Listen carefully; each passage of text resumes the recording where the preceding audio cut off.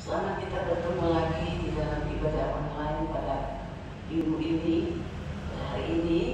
Kiranya saudara-saudara diberkati dengan ibadah online, karena meskipun kita tidak dapat bertatap muka, tetapi hati kita tertuju kepada Tuhan dan juga tertuju kepada ibadah yang kita lakukan untuk menyenangkan hati Tuhan.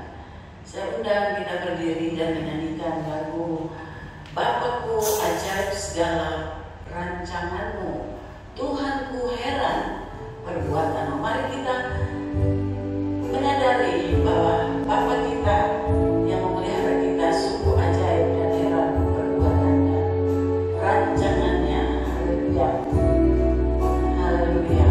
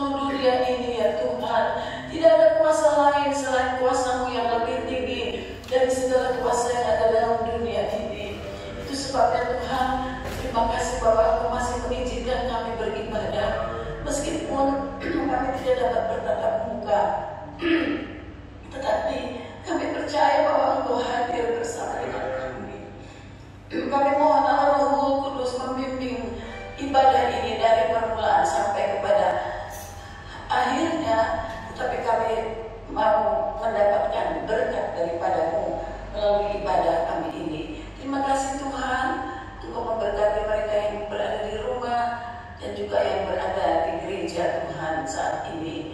Terima kasih, kami akan mulaikan ibadah kami dalam nama Tuhan Yesus Kristus, Juru Selamat kami. Haleluya, amin. Haleluya, puji Tuhan. God is good all the time. God is good. Puji Tuhan. Mari kita mau memuji Tuhan, menyembah Tuhan dengan sungguh-sungguh, dengan hati yang bergembira. Allah itu baik, sungguh baik bagiku. Haleluya. Mari kita nyanyi dengan gembira. Kita tahu bahwa Tuhan setia. Allah itu baik, sungguh baik bagiku. Ditunjukkan kasih setia. Kau menyediakan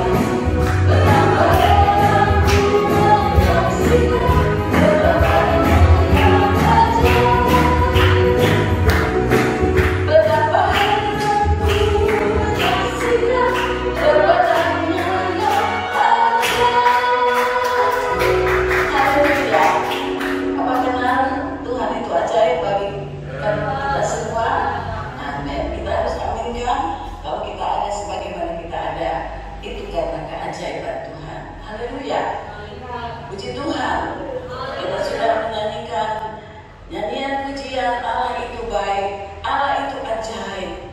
Tapi biarlah kita mengerti bahwa rencana Tuhan bagi kita juga selalu baik. Meskipun kita belum tahu, tetapi Tuhan mempunyai rancangan yang indah buat kita semua. Kita akan masuk di dalam mendengar firman Tuhan, dan kita mau berdoa terlebih dahulu, dan kita akan menyanyikan sebuah lagu. Saatku tak melihat jalanku. Ada saat-saat di mana kita tak dapat melihat jalan Tuhan, ya. Tetapi kita tetap percaya bahwa Tuhan yang kita sembah adalah Tuhan yang sempurna, yang tahu kehidupan kita. Saatku tak melihat jalanku, saatku tak mengerti rencana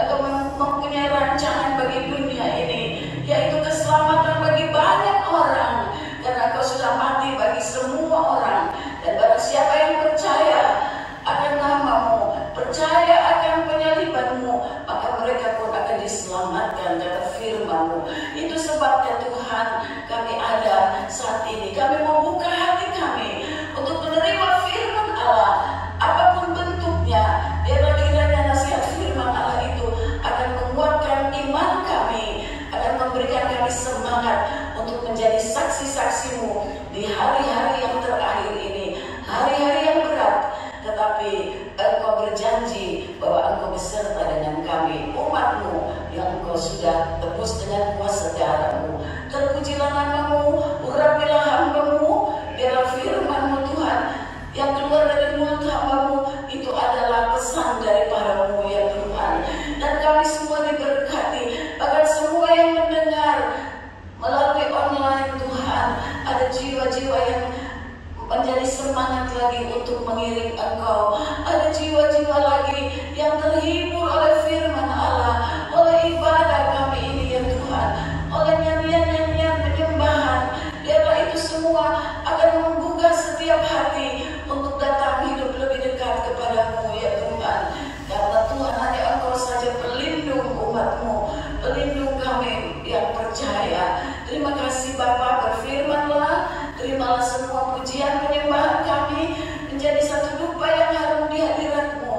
Dan juga terimalah persembahan-persembahan kami, apapun bentuknya, biarlah itu juga menjadi satu kesenangan bagi-Mu dan akan menjadi satu berkat untuk pekerjaan Tuhan, untuk pelebaran pekerjaan-Mu di mana-mana tempat. Terpujilah nama-Mu, kami akan sambut firman-Mu di dalam nama Tuhan Yesus Kristus, kekasih dan juru selamat kami yang kami kasihi. Haleluya, haleluya, amin. Haleluya. God is good all the time. Amin. Haleluya. Puji Tuhan. Apapun yang kita alami, apapun yang kita rasakan, senang atau tidak, ya, berat atau ringan, susah atau senang, kita harus tetap berkata God is good, ya. Tuhan itu baik, ya. Semua ada dalam rancangan Tuhan. Dia tidak pernah merancang yang jahat buat kita, amin. Tapi rancangan Tuhan adalah untuk hari depan kita, ya. Hari depan kita yang paling utama adalah bukan tahun depan, bukan 10 tahun ke depan, tapi hari depan kita adalah kita menjadi serupa seperti Yesus. Ya, itu semua yang kita rindukan, ya. Hari depan kita adalah bertemu Yesus muka dengan muka dan senang untuk selama-lamanya. Ya, puji Tuhan. Pagi hari ini tanggal 11 Juli 2021 kita masih ibadah online dalam rangka merespons himbauan pemerintah, ya. Seperti yang saya katakan minggu lalu, kita memberikan respons yang baik terhadap Bapak Presiden kita yang mengeluarkan peraturan PPKM, ya. Jadi semua itu disekat, ya. Puji Tuhan, ya. Tetapi kita masih dapat beribadah secara online, ya. Tidak ada yang dapat menghalangi kuasa Tuhan, saudara-saudara, ya. Nah, oleh sebab itu, baik saudara-saudara yang ada di gereja maupun yang ada di rumah, mari siapkanlah hatimu, ya. Siapkanlah hidup kita untuk kita mau belajar daripada firman Tuhan, ya. Walaupun secara online, tetapi tidak menutup kemungkinan kuasa Allah itu turun dalam hidup kita, ya. Baik di rumah atau mungkin saudara di mana, baik juga saudara-saudara yang ada di gereja. Puji Tuhan, haleluya. Puji Tuhan. Saya masih mau kembali ke beberapa ayat yang saya sampaikan pada minggu lalu dan juga bahkan minggu sebelumnya. Ya, ayat ini selalu terngiang-ngiang di telinga saya, ya. Dan Tuhan tentu mungkin sedang memproses saya, dan saya juga ingin membagikan kepada saudara. Efesus pasalnya yang kelima, ya. Kalau saudara ingat, beberapa minggu saya angkat ayat ini dan saya berdoa, ya, bahwa Tuhan juga sedang berbicara kepada saya, saudara-saudara, supaya jangan seperti Paulus. Paulus berkata, jangan aku yang mengajar, tahu-tahu aku yang terhilang. Ya, itu sebabnya saya juga sampaikan ayat ini, saudara mendoakan supaya jangan sampai saya atau kami hamba-hamba Tuhan yang mengajar, tahu-tahu kami yang gak ada di sorga, saudara. Ya, Efesus pasal yang kelima, saya bacakan di ayat yang ke-15 sampai dengan 17. Ya, Paulus berkata begini, karena itu, ya, kalau ada kalimat karena itu, maka seringkali saya katakan, saudara baca ayat-ayat sebelumnya. Kenapa disebutkan karena itu? Ya, sekali lagi ayat 15, karena itu perhatikanlah dengan saksama. Saksama itu artinya dengan sungguh-sungguh, ya, dengan benar-benar gitu. Jangan asal aja, ya, tapi perhatikan dengan benar-benar gitu. Bagaimana kamu hidup, ya? Jadi Paulus menganjurkan bagaimana kita hidup ini. Mari periksa kehidupan kita. Kemudian dia berkata, jangan seperti orang bebal, tetapi seperti orang arif. Saya lanjut dulu. Dan pergunakanlah waktu yang ada. Jadi mari kita pergunakan waktu yang ada ini, ya.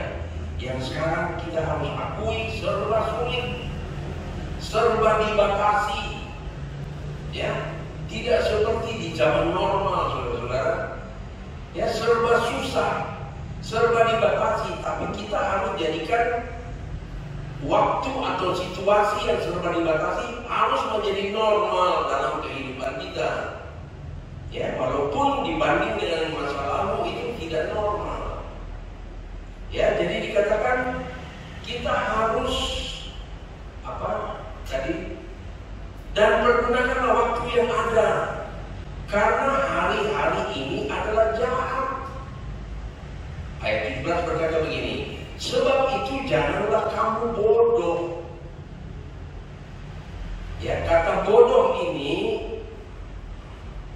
kalau saya bandingkan dengan bebal, saudara-saudara, maka bebal itu ada di bawah kebodohan. Jadi bebal itu artinya lebih bodoh daripada orang bodoh itu. Nah, Paulus bilang jangan bodoh, jangan bebal, tapi harus arif. Kemudian jangan bodoh, tetapi usahakanlah supaya kamu mengerti kehendak Tuhan. Jadi saya mengambil satu kesimpulan dari ayat-ayat ini, kalau kita tidak mengerti kehendak Tuhan, maka Tuhan menganggap kita ini bodoh, saudara. Setuju? Ya. Kalau kita tidak mengerti kehendak Tuhan, maka bagi Tuhan kita dianggap bodoh. Ya. Nah, Bapak Ibu, saudara-saudara sekalian, saya membaca satu kalimat atau tulisan seorang bijak berkata begini. Ya, saya bacakan.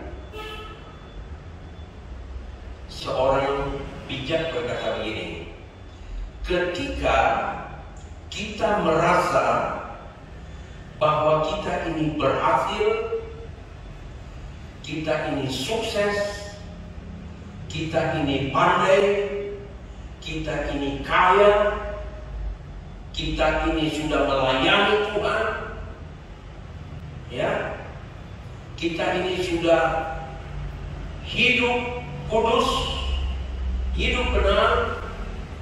Kata orang bijak ini berkata begini, maka kita ada pada puncak kebodohan kita. Tuh. Jadi kalau sekali lagi, kalau kita rasa saya ini paling pandai, saya ini sudah berhasil, saya sudah kaya, saya sudah sukses, ya, saya sudah begini, maka orang bijak itu berkata kita ada di puncak kebodohan kita. Ya, saudara mau percaya atau tidak, tapi ini kata seorang bijak. bandingkan dengan Yeremia pasalnya yang ke-9. Mari tolong diklik saja. Yeremia pasal yang ke-29, Yeremia pasal 9 ayat 23 dan 24 berkata begini. Yeremia 9 ayat 23 dan 24 berkata begini. Beginilah firman Tuhan. Ya, jadi kalau ayat firman Allah berkata beginilah firman Tuhan, maka firman Tuhan itu adalah yang paling benar, saudara-saudara. Ya, dan mau atau tidak mau, suka atau tidak suka, kita harus mentaati firman Tuhan itu. Dia berkata begini, beginilah firman Tuhan, janganlah orang bijaksana bermegah karena kebijaksanaannya. Ini bijaksana ini sama dengan jangan kita yang udah kaya, udah rasa pintar, udah rasa sukses, ya, udah rasa berhasil. Dikatakan jangan kita bermegah dalam kebijaksanaannya. Janganlah orang kuat. Nah, juga kalau kita rasa saya sudah kuat, saya sudah sehat, saya sudah tidak perlu pertolongan, ya, dikatakan janganlah orang kuat bermegah karena kekuatannya. Janganlah orang kaya bermegah karena kekayaannya. Ini sama dengan kata-kata seorang bijak tadi. Ayat 24 berkata begini. Tetapi siapa yang mau bermegah, siapa yang mau merasa sukses, siapa yang mau merasa berhasil, siapakah yang mau merasa kaya, pandai, dan hebat barangkali? Firman Allah berkata, siapa yang mau bermegah, baiklah bermegah karena yang berikut, bahwa ia memahami dan mengenal aku, mengenal Tuhan ini ya, bahwa akulah Tuhan yang menunjukkan kasih setia, keadilan, kebenaran di bumi. Sungguh semuanya itu kusukai, demikianlah firman Tuhan. Ya, jadi jangan ada kita merasa, wah saya sudah sukses, saya sudah begini. Ya, tapi marilah firman Allah mengajak kita, kalau kita mau merasa bermegah, baiklah karena kita mengenal kepada Tuhan. Itu sebabnya Paulus berkata, janganlah kamu bodoh, tetapi usahakan supaya kami mengerti kehendak Tuhan. Apa yang Tuhan mau, itu yang kita perlu tahu, saudara-saudara, dan melakukannya. Maka pagi hari ini, ya, di ibadah online, kalau saya boleh mengangkat satu tema, dikatakan begini. Tema ini adalah belajar dari kebodohan kita. Ya, marilah kita belajar dari kebodohan kita. Artinya, jangan kita merasa saya ini sudah pandai, sudah pintar, gitu loh. Ya, selagi kita masih manusia hidup di dalam dunia ini, kita harus terus belajar.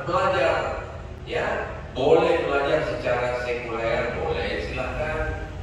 Tapi jangan lupa bahwa kita juga harus belajar untuk mengerti kehendak Tuhan. Sebab dalam pengkhotbah dikatakan, boleh buat banyak buku, boleh banyak belajar, tapi sadarlah bahwa satu waktu kita akan menghadapi tahta pengadilan Kristus. Ya, artinya Tuhan akan minta pertanggungjawaban kepada kita apa yang kita lakukan di dalam dunia ini dengan segala kepandaian barangkali, segala ilmu yang diberikan Tuhan kepada kita. Tuhan akan meminta kita pertanggungjawabkan apakah ilmu kepandaian yang kita terima, kita belajar itu kita pakai untuk memegahkan diri,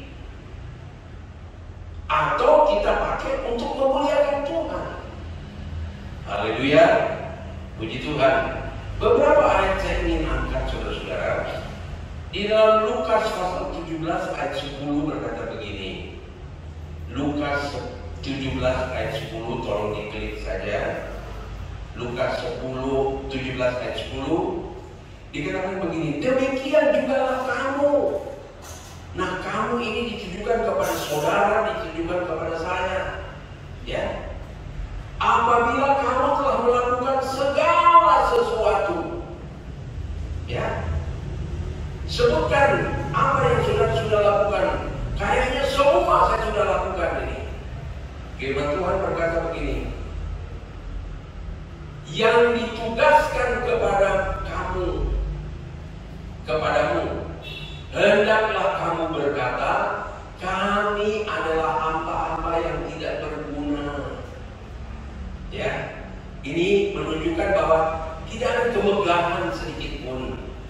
Walaupun kita sudah melakukan segala tugas yang diberikan kepada kita, ya, apakah tugas sekuler, apakah tugas dari Tuhan, semua kita sudah lakukan. Mari jangan bermegah, ya. Tapi marilah kita mengatakan, kami adalah hamba-hamba yang tidak berguna. Kami hanya melakukan apa yang kami harus lakukan. Haleluya. Ya. Jadi Yesus pun seperti itu, saudara-saudara. Ya, kalau saudara baca di dalam Yohanes pasal 4, ketika dia lapar, ya, murid-murid sudah pergi cari makan, dia lapar. Kemudian ditanya, wah, rupanya ada yang sudah bawa makanan kepada dia. Tapi Yesus sudah tidak. Makananku adalah melakukan kehendak Bapa. Yesus aja begitu, saudara-saudara. Siapa kita, siapa saudara, ya, siapa saya. Jadi mari, biarkan tidak ada kemegahan sedikit pun. Mari kita jangan menjadi orang yang bebal. Kita harus menjadi orang arif, jangan juga bodoh. Tapi kita harus mengerti kehendak Tuhan. Roma 11 ayat 36 berkata begini. Roma 11 ayat 36. Saya ulangi buat kita semua, termasuk buat saya. Ya, kenapa kita tidak bisa bermegah, saudara-saudara, atau tidak boleh bermegah? Tapi biarlah kita bermegah karena kita mengenal kepada Tuhan. Sebab Roma 11 ayat 36 berkata begini. Sebab segala sesuatu, ya, mari coba kita koreksi diri. Segala sesuatu, apa yang ada pada kita ini, ya, pengetahuankah, kehebatankah, pengalaman, kekayaan, apapun, segala sesuatu adalah dari Dia. Ya, coba saudara berhadapan dengan seseorang yang sudah memberi berkat kepada saudara yang besar. Ya, misalnya saya berhadapan dengan seseorang si A, dia sudah kasih berkat saya besar. Apakah saya mau sombong di depan dia? Enggak kan? Gak bakalan saya mau tunjukkan kehebatan saya di depan dia. Loh, dia kok yang kasih saya berkat yang besar. Ya, nah begitu juga dengan Tuhan. Segala sesuatu adalah dari Dia dan oleh Dia dan kepada Dia. Bagi Dialah kemuliaan sampai selama-lamanya. Biarlah hidup kita dalam mengerti kehendak Tuhan yang dikatakan oleh Paulus. Biarlah segala kemuliaan hanya bagi Tuhan saja. Haleluya, puji Tuhan. Nah, Bapak Ibu, saudara-saudara sekalian, beberapa ayat tentang kebodohan murid-murid yang terhadap Yesus. Saya bacakan saja ayat-ayat yang kita sudah kenal. Misalnya, di dalam Matius pasal 14, tolong diklik. Saya bacakan ya. Ini murid-murid nampaknya ini pandai, padahal mereka di hadapan Tuhan itu bodoh, saudara-saudara. Ya, Matius pasal 14 mulai ayat 15 berkata begini. Saya bacakan dengan cepat saja. Matius 14 ayat 15 berkata begini. Menjelang malam, murid-muridnya datang kemana Yesus pergi ada 5.000 orang mengikuti dia. Waktu sudah malam, murid-murid datang kepada Yesus. Mereka berkata begini, nah ini sok pinternya nih murid-murid nih. Kadang-kadang seperti kita juga ya. Tempat ini sunyi. Nah, dia bilang sama Yesus gitu loh. Padahal Yesus juga tahu loh, ini ramai itu sunyi juga Yesus tahu. Tapi ini sok tahunya murid-murid nih dalam kebodohan. Tempat ini sunyi dan hari sudah mulai malam. Suruhlah orang banyak itu pergi supaya mereka dapat membeli makanan di desa-desa itu. Ya, orang kalau bodoh, kadang-kadang kebodohannya dia perintah orang pandai sudah ya. Ini juga murid-murid dalam kebodohannya dia perintah sama Tuhan Yesus. Ya, dalam kebodohannya, ibarat Yesus suruh mereka pulang. Ayat 16. Tetapi Yesus berkata kepada mereka, tuh, ini ibaratnya Yesus ingin shock terapi sama murid-murid, jangan bodoh gitu loh. Ya, dia malah dia counter murid-murid. Dia berkata tidak perlu mereka pergi, kamu harus memberi mereka makan. Tuh, ini artinya satu kejutan daripada Yesus untuk membuka wawasan daripada murid-murid. Jangan begitu bodoh gitu loh. Kamu ngomong sama siapa ini? Ibaratnya seperti itu. Kamu kan sudah melihat kemana saya pergi mujizat terjadi. Orang sakit sembuh, orang mati bangkit. Belum lagi yang lain-lain. Kamu ini ngomong sama siapa? Jangan ngomong dalam kebodohan. Itu sebabnya kalau kita mau bicara saudara, mikir dulu baru ngomong. Ya, banyak konflik terjadi adalah karena ngomong dulu baru mikir. Ya, ketika kita sudah melepas omongan yang negatif, yang menyakiti, yang menyinggung, itu udah sulit mau diperbaiki.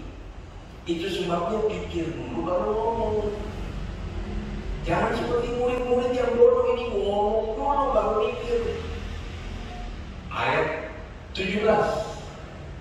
Jawab mereka, yang ada pada kami di sini hanya 5 roti dan 2 ekor ikan. Kata hanya ini adalah kata yang anggap enteng, saudara-saudara. Kalau dapat berkat, jangan bilang, aduh kok cuma hanya segini ya. Tapi marilah kita bersyukur, kecil atau besar, bersyukurlah kepada Tuhan. Jangan kita dapat ya hanya segini. Itu adalah kata anggap enteng, saudara-saudara. Ayat 18 berkata begini.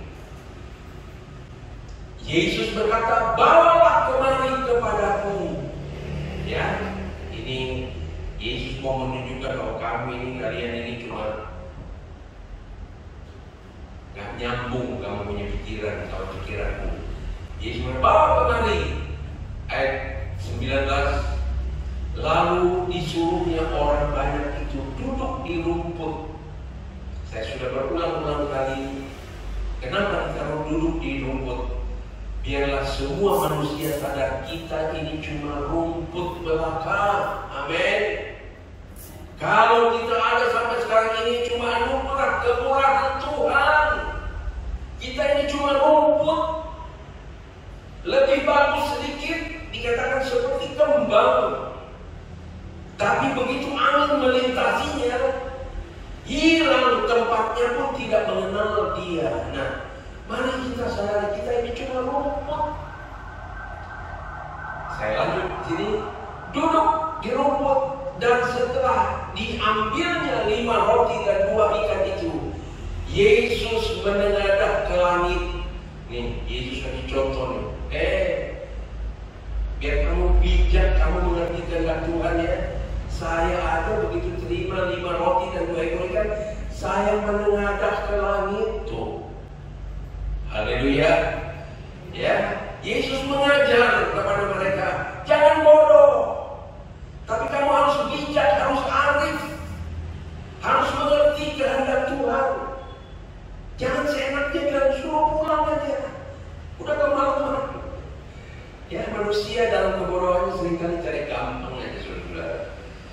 inilah tanda mengerti kehendak Tuhan. Yesus menghadap ke langit dan mengucap berkat, lalu memecah-mecahkan roti itu dan memberikan kepada murid-muridnya, lalu murid-muridnya membagi-bagikan kepada orang banyak. Haleluya. Mujizat terjadi, 5.000 orang lebih kenyang, bahkan babungkus lagi. Ya, ada kelebihan. Ya, Yesus mengajar kamu jangan bodoh. Satu lagi saudara-saudara, ini juga seringkali saya angkat, Matius 16. Matius 16 ayat 21 sampai 23. Ini ayat pengalaman Petrus yang terkenal ya. Ini kebodohan Petrus nih, yang dia anggap dia pandai nih, dia bijak nih. Ya, kita kadang-kadang seperti Petrus juga nih. Ayat yang ke berapa? 21 berkata begini. Sejak waktu itu Yesus mulai menyatakan kepada murid-muridnya bahwa ia harus pergi ke Yerusalem dan menanggung banyak penderitaan dari pihak tua-tua, imam-imam kepala dan ahli-ahli Taurat, lalu dibunuh dan dibangkitkan pada hari ketiga.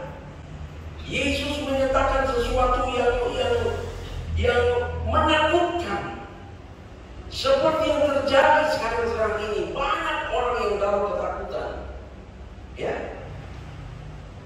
Tapi kemudian di ayat berkata begini di 22. Dia berkata kepada Petrus, tetapi Petrus, nah ini kebodohan tapi yang sok pinter gitu loh, ya, sok hebat gitu loh, ya. Dan seringkali kita juga seperti itu sih.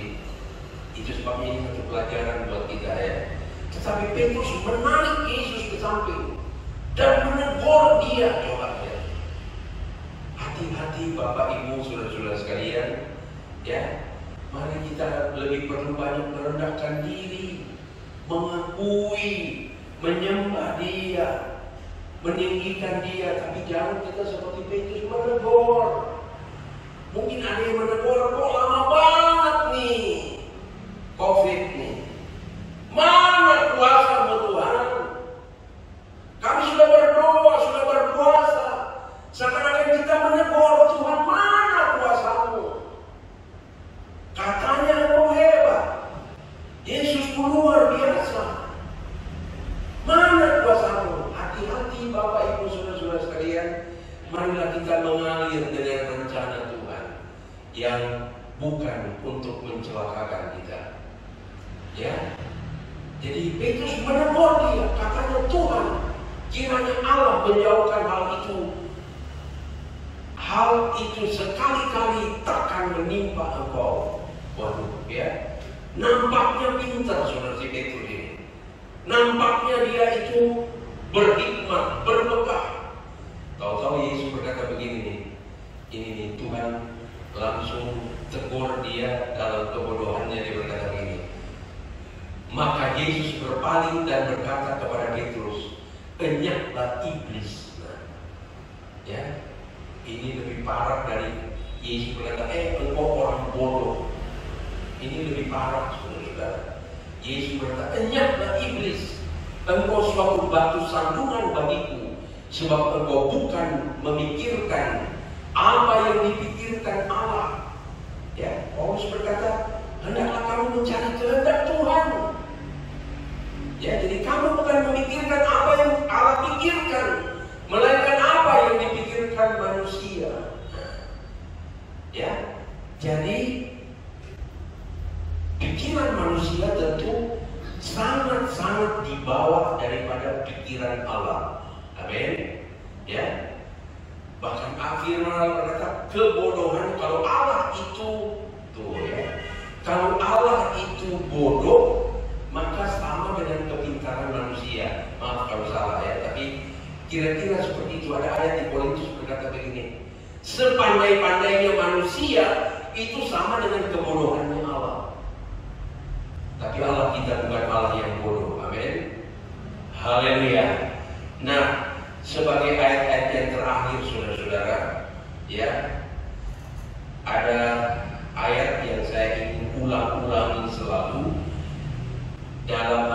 pasal 10 ayat 28 ini saya harus ulang-ulangi terus.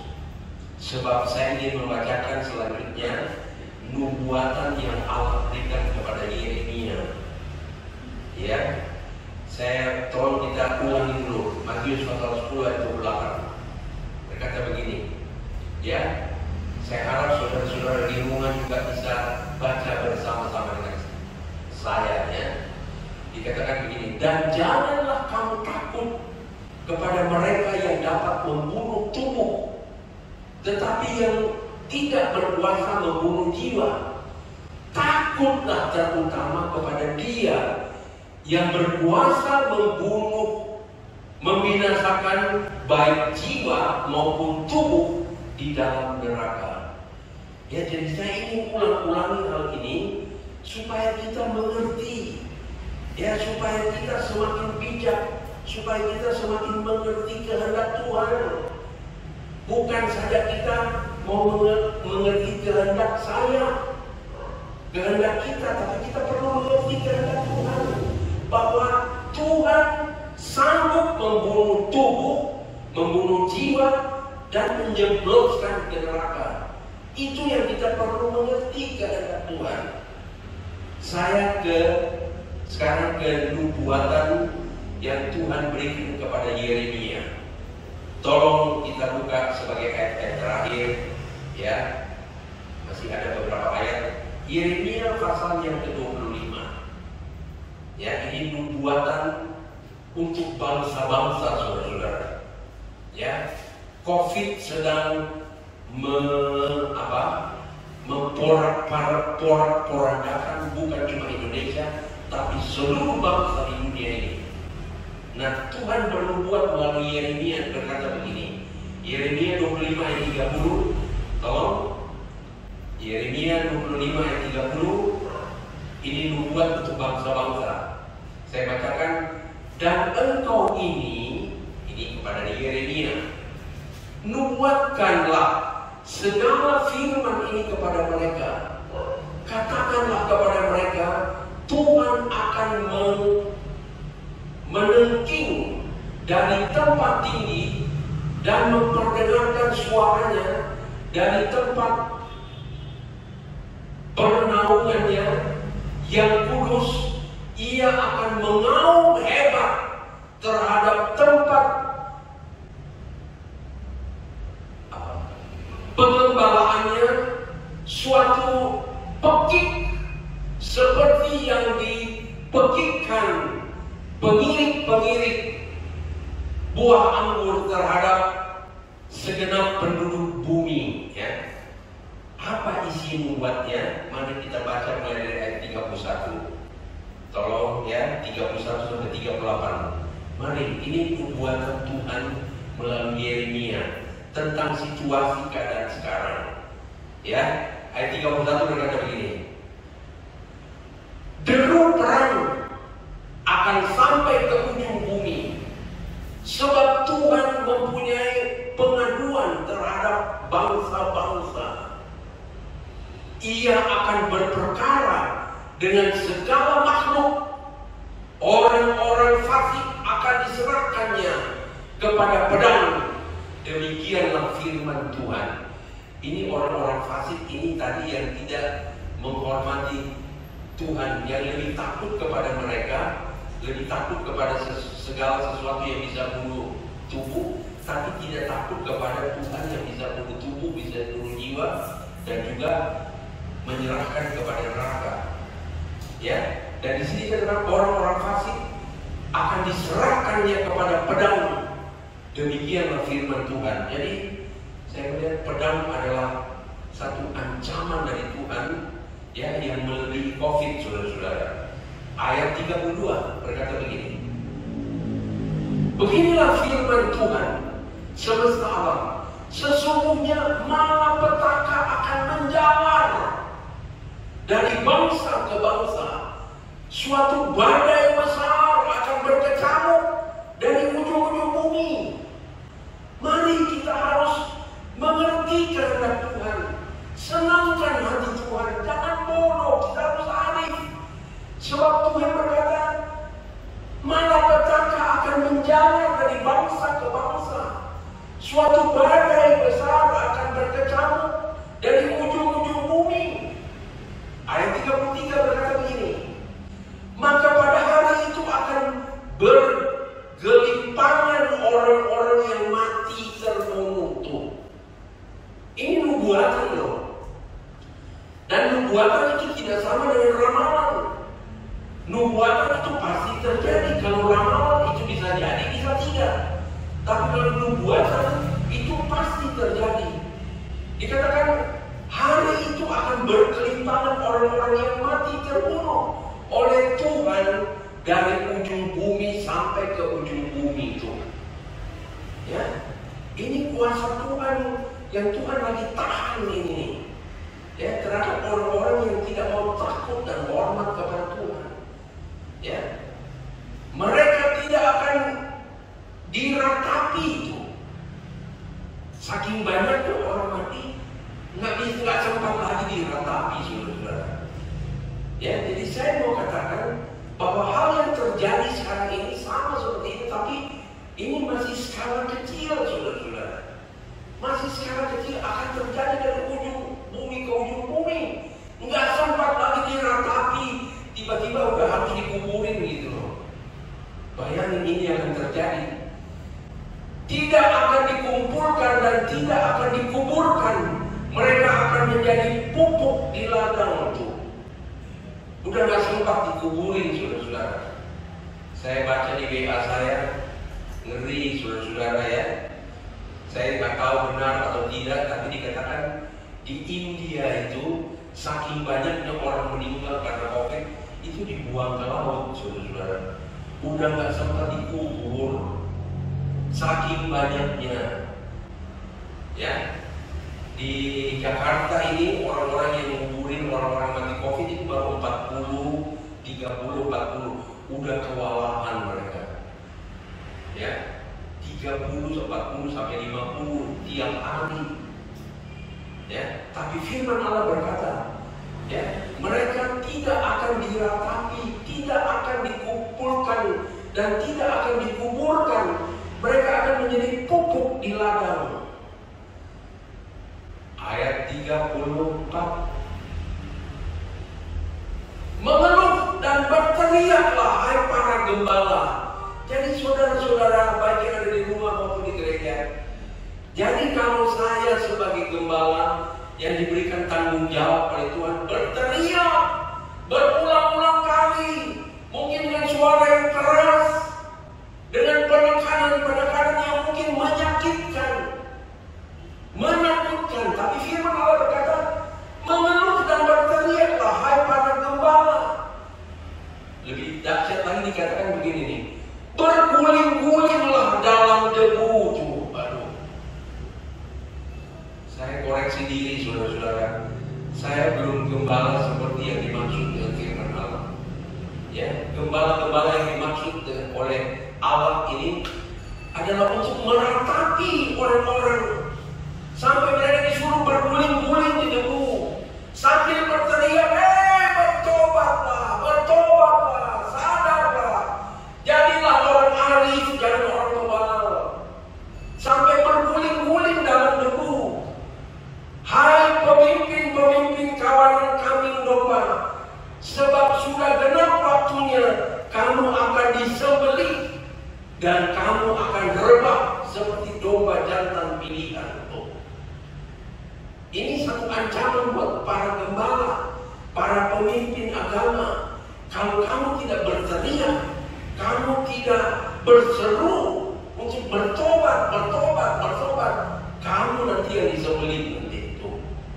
Saya kan nggak mau Tuhan akhirnya tahunya saya yang disembelih lagi, karena saya tidak berteriak.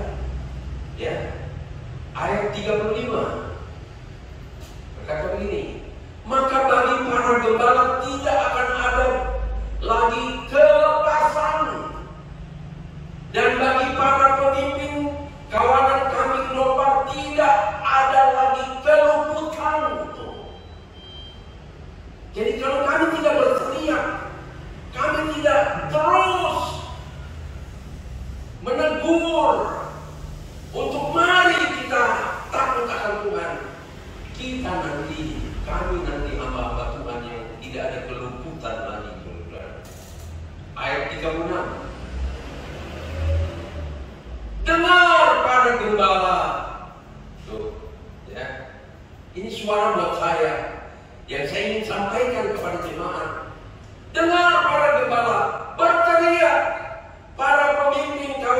domba-domba mengeluh sebab Tuhan telah merusakkan padang gembalaan mereka.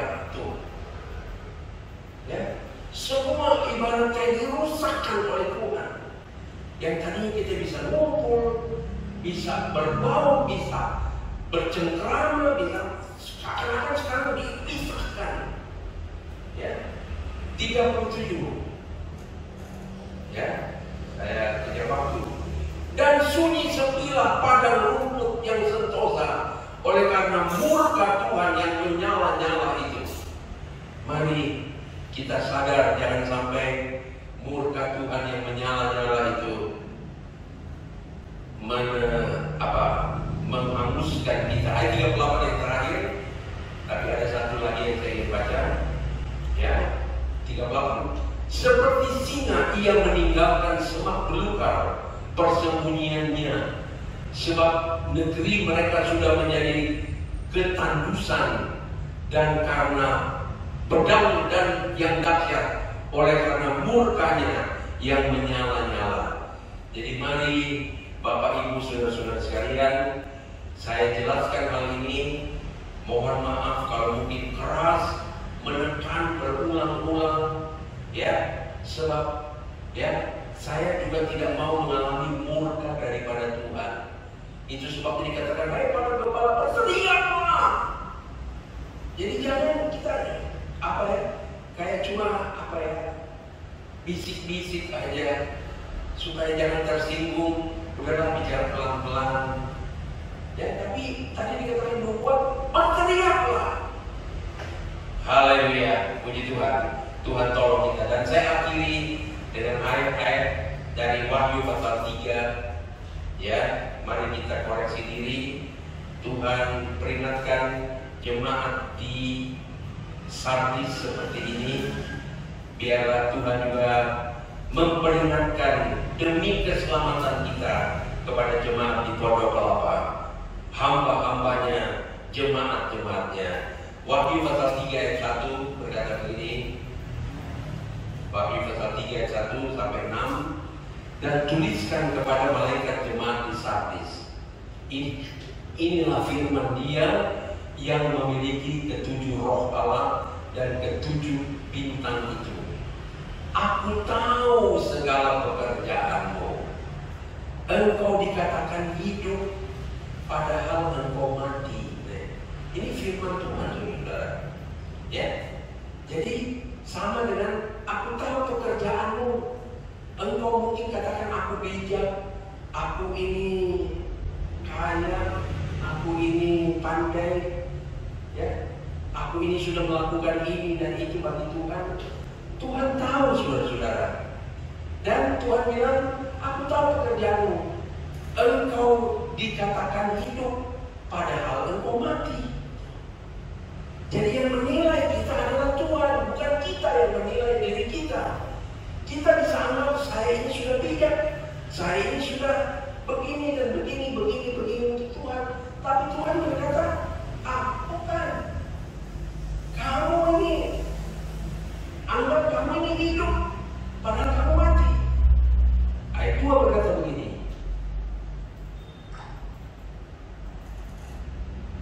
Ayat 2, Tuhan berkata begini kepada Sardis. Dan kiranya Tuhan juga berbicara kepada kita di Pondok Kelapa. Bangunlah! Ya, saya sudah sampaikan beberapa waktu. Mungkin orang karena tidak ada COVID dulu semua aman, semua nyaman, sehingga orang nampaknya bangun tapi sebenarnya mereka tidur. Tuhan berkata, bangunlah dan kuatkanlah apa yang masih tinggal, yang sudah hampir mati. Mari kita cepat-cepat periksa diri, ya. Kita perlu koreksi diri. Jangan-jangan kita anggap kita ini hidup, kita ini begini, tapi sebenarnya kita mati. Sebab tidak satu pun dari pekerjaanmu aku dapati sempurna di hadapan Allahku. Waduh, saya baca ini saya ngeri, saudara-saudara. Ya. Jadi jangan sampai saya pikir, oh Tuhan sudah 10-an tahun saya melayani Tuhan, sudah bikin begini, ya.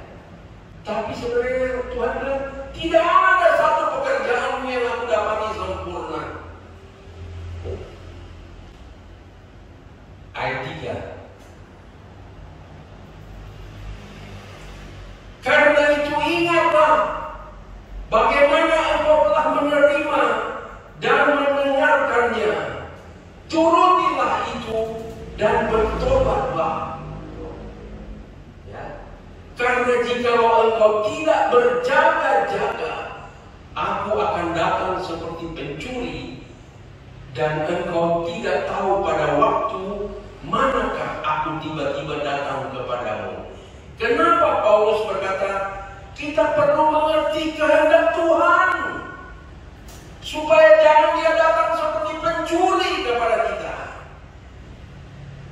Dan kita tidak tahu mana waktunya dia datang, karena kita terlalu fokus kepada dunia ini, sehingga kita tidak peduli dengan mengerti kehendak Tuhan. Dia bisa datang seperti pencuri, dan kita tidak tahu kapan dia datang. Haleluya. Ayat 4. Ayat 4. Tetapi di Sardis, haleluya. Jadi saya mengatakan di Sardis ini ada teguran, tapi juga ada pengharapan. Ya, begitu juga kalau kita ditegur, supaya ada pengharapan. Dia katakan di sini ayat 4. Tetapi di Sardis ada beberapa orang yang tidak mencemarkan pakaiannya. Mereka akan berjalan dengan aku dalam pakaian putih, karena mereka adalah layak untuk itu. Jadi mari, kalau kita mengerti kehendak Tuhan, maka kita akan memakai pakaian yang menjadi kesenangannya Tuhan. Amin. Haleluya. Dalam Amsal ada dikatakan, ada seorang istri yang tahu pakaiannya. Ya, pakaiannya adalah ketika hari-hari sukar, dia tetap tertawa. Itu yang pakaiannya bagus, saudara. Ya, oke, saya tidak lanjut ke sana. Ayat 5 berkata begini. Barang siapa menang, jadi ada peperangan, saudara-saudara ya. Kita hidup di dunia ini bagaikan perang, bertanding. Ya, dikatakan barang siapa menang, ia akan dikenakan pakaian putih. Yang demikian, aku tidak akan menghapus namanya dari kitab kehidupan. Garis bawahi, saudara-saudara, nama kita bisa dihapus kalau kita lebih takut kepada mereka yang tidak membunuh tubuh daripada takut kepada Tuhan.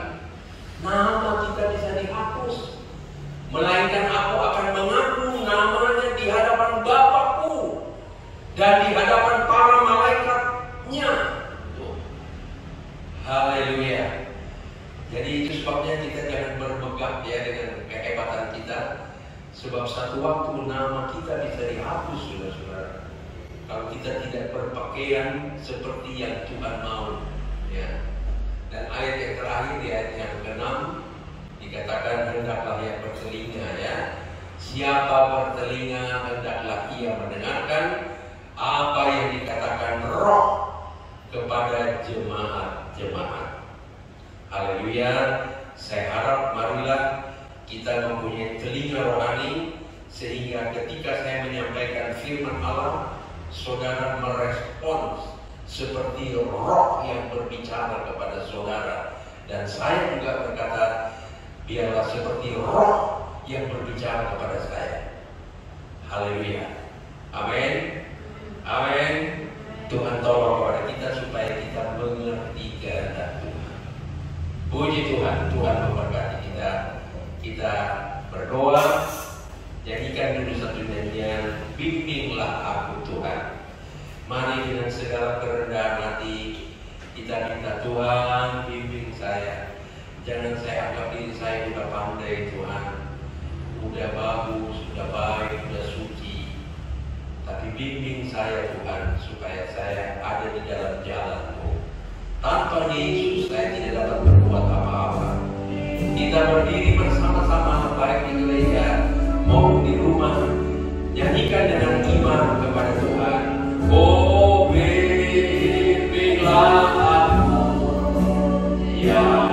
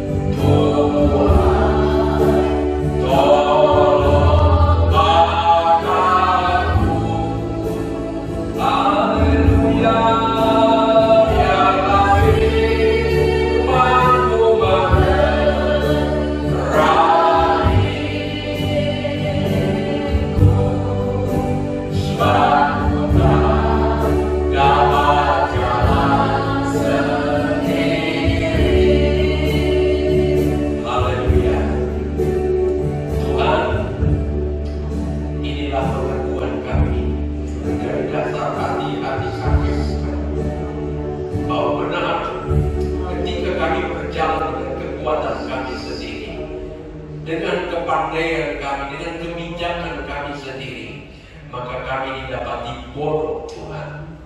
Kami didapati bebal. Tetapi ketika kami berserah kepada Tuhan dan Engkau menuntun kami, maka Engkau menuntun untuk kami dapat mengerti kehendak-Mu ya Tuhan. Tolong kepada gereja-Mu, tolong kepada jemaat di GPD Anugerah Pondok Kelapa, baik hamba-hamba Tuhan maupun jemaat ya Tuhan. Tolong kami semua supaya kami mengerti kehendak-Mu ya Tuhan. Jangan kami didapati bebal, jangan kami didapati bodoh Tuhan. Yang kami anggap kami ini hebat, kami pandai, kami sudah berbuat ini dan itu, kami kaya, kami merasa pintar, padahal Engkau berkata, aku tidak pernah mengenal Engkau kelak. Tuhan tolong kepada gereja, tolong kepada kami. Engkau izinkan hal-hal yang menakutkan terjadi sekarang ini. Sekali lagi hamba sampaikan untuk menggiring kami untuk kami dapat semakin mengenal kepada-Mu. Sebab ketika kebebasan terjadi, kami seringkali mengambil jalan kami sendiri. Tetapi Engkau izinkan hari-hari betapa jahat dan sukar ini supaya kami mengerti kehendak-Mu. Oleh sebab itu hamba berdoa, tolong kami jemaat GPD Anugerah Pondok Kelapa, tolong kami hamba-hamba-Mu Tuhan. Dengan segala kerendahan hati kami minta ampun kepada-Mu. Kalau ada kami rasa sudah hebat Tuhan, atau ada kami rasa kami sudah berbuat banyak buat Engkau, kami merasa sudah baik Tuhan, ampuni kami. Tolong jaga hati kami ya Tuhan, supaya kami tetap melekat kepada Tuhan. Kami ini cuma ranting belaka Tuhan, kami cuma ranting belaka yang Engkau harapkan berbuah banyak. Dan untuk berbuah Engkau kadang-kadang Engkau membersihkan kami. Dan kadang-kadang Tuhan Engkau sudah membersihkan kami, berteriak kepada-Mu minta tolong. Dan itulah yang Engkau mau Tuhan, supaya kami tidak bersandar kepada kekuatan kami sendiri. Kami bersandar kepada Tuhan. Tolong gereja-Mu, tolong kami semua. Terima kasih Bapa dalam surga. Kami rindu kami menjadi serupa seperti Engkau Tuhan. Hanya orang menjadi serupa seperti Engkau yang akan masuk dalam kerajaan surga yang kekal. Terima kasih Tuhan. Hamba-Mu sebentar akan berhenti. Ibadah online ini akan selesai, tapi kiranya firman-Mu akan terus berbicara, bahkan berteriak kepada kami, bertobatlah, bertobatlah, dan takutlah akan Tuhan di atas segala-galanya. Terima kasih Bapa dalam surga, menerangkan seluruh firman Allah dalam kehidupan kami. Roh Kudus mampukan kami untuk menjadi pelaku firman Allah. Terima kasih Tuhan, berkati jemaat-Mu yang ada di rumah, bahkan di mana saja mereka berada, juga yang ada di gereja, diberkati Tuhan. Dan kami juga terus berdoa untuk Bapak Presiden kami dengan seluruh kabinet dan jajarannya ya Tuhan, yang dengan sekuat tenaga berusaha Tuhan supaya bangsa atau rakyat Indonesia terbebas dari COVID ya Tuhan. Tolong pemerintah kami, tolong para medis, para dokter, rumah-rumah sakit, semua yang berupaya dengan sekuat tenaga supaya mujizat terjadi, kesembuhan terjadi. Nyatakan kuasa-Mu di dalam nama Yesus. Biarlah Engkau juga patahkan COVID ini ya Tuhan, menurut waktu-Mu, bukan menurut waktu kami. Dan ajar kami terus mengerti kehendak-Mu Tuhan. Terima kasih, berkati semua yang sudah melayani Engkau pada pagi hari ini. Tuhan, Engkau saja yang tahu siapa yang melayani Engkau dengan sungguh-sungguh. Engkau balas memberkati sesuai dengan janji firman-Mu. Terima kasih, lindungi kami, jaga kami Tuhan. Agar dengan malaikat berpasukan, Engkau juga darah-Mu membungkus kami, sehingga panah-panah penyakit, panah-panah COVID itu tidak dapat menembus jemaat Tuhan. Kami hamba-hamba Tuhan, dan kami hidup berkenan menyenangkan hati Tuhan. Terima kasih Bapa dalam sorga, terpujilah namamu, dan oleh sebab itu kami akan akhiri ibadah online kami. Kiranya berkat daripada Allah Bapa, kasih sayang daripada Yesus Kristus memberkati kami semua, dan kami hidup menyenangkan hati Tuhan. Berkat ini kita terima dalam nama Tuhan Yesus Kristus, dan semua yang menerima berkat ini berkata, Amin.